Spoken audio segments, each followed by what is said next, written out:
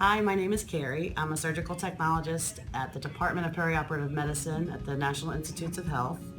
And we have started an initiative here taking our cloth wraps that wrap our instruments when we sterilize them and turning them into blankets for the homeless at Bethesda Cares. This video will instruct you on how to make the blankets from beginning to end. So the first thing we do is in the operating room, we receive our sterilized instruments in these blue wraps.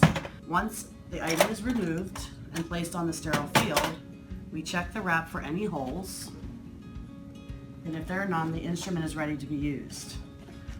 Then the sterile blue wrap is folded up and removed from the operating room.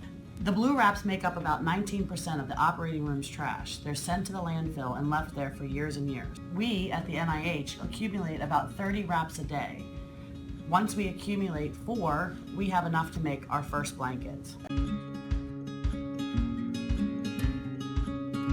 Each sheet is about 48 by 48 inches.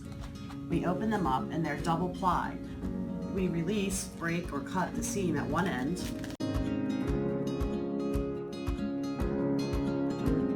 A lot of the wraps will have tape on them from when we sterilize them. Make sure when you're sewing your blanket that the tape goes on the inside. Once you've opened up 2 wraps to full length, we put them together. At this point, we will sew 3 of the edges, the top, one side, and the bottom. We then take another 2 panels, put them together and sew 3 sides, 1, 2, 3, and leave the inside empty. Now we put both of those together so you have 4 panels and sew down the middle. That's what gives us the luxury of having one to sleep on and one to cover up with. This sewing machine was donated to us from Dr. Hernandez, a surgeon in the oncology branch. We are able to use this at home if we don't have a sewing machine at home and would like to help with making the blankets. Flower is going to sew one edge of the blanket, just so you get the idea.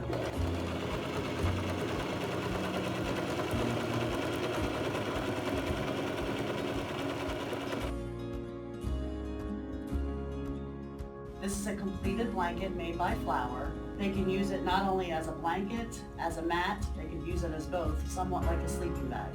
One of the most important things is to be able to wrap the blanket up. This makes it much easier for them to carry around with them during the day. Thank you so much for watching this instructional video on how to make our blankets. We desperately need volunteers to sew. If you have any questions, comments, or concerns, feel free to reach out to me. Thanks.